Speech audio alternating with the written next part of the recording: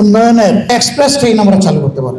1 মিনিটের জন্য আপনার কর্মস্থল ছেড়ে রাস্তায় আসতে হবে না দাবি আদায়ের জন্য। ইনসাফের ভিত্তিতে যার যেটা পাওনা সেটা তার হাতে তুলে দেওয়া হবে। আমরা এই গুণে ধরা বাংলাদেশ ইনশাআল্লাহ বদলাতে চাই এবং জনগণের সহযোগিতা পেলে, আল্লাহ তাআলার আসমানি সাহায্য পেলে ইনশাআল্লাহ এটা সম্ভব। আমরা বিশ্বাস করি 5 বছরে উন্নয়নের বুলেট ট্রেন আমরা চালু করতে পারবো না, কিন্তু ইনশাআল্লাহ এক্সপ্রেস ট্রেন আমরা চালু করতে পারবো।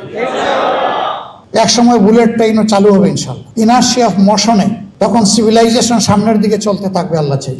আমাদের সমাজে দায়িত্ববোধের চাইতে মর্যাদার লড়াইটা বেশি হয়। আমি যদি দায়িত্ববোধের সাথে আমার দায়িত্বটা পালন করি, মর্যাদা আমার পিছনে গোলামের মতো লেগে থাকবে। আমরা আপনাদেরকে কথা দিচ্ছি ইনশাআল্লাহ, আল্লাহ তাআলা যদি এই দেশের খেদমত করার সুযোগ আমাদেরকে দেন, তাহলে 1 মিনিটের জন্য আপনার কর্মস্থল ছেড়ে রাস্তায় আসতে হবে না দাবি আদায়ের জন্য। ইনসাফের ভিত্তিতে যার যেটা পাওনা সেটা তার হাতে তুলে দেওয়া হবে। আমাদের কমিটমেন্ট বেসিক 3টা। নাম্বার 1, আমরা এই ভাঙ্গা চূড়া শিক্ষা ব্যবস্থা রাখবো না। এখানে প্রথম ফোকাস আমাদের। আমার মেরুদণ্ড নাই তো আমি দাঁড়াবো কিভাবে? যে শিক্ষা মানুষের মধ্যে অনৈতিকতা সৃষ্টি করে, মানুষকে করাপ্ট বানায়, মানুষকে একটা ইতর প্রাণী বানায়, আমরা ওই শিক্ষা দেব না।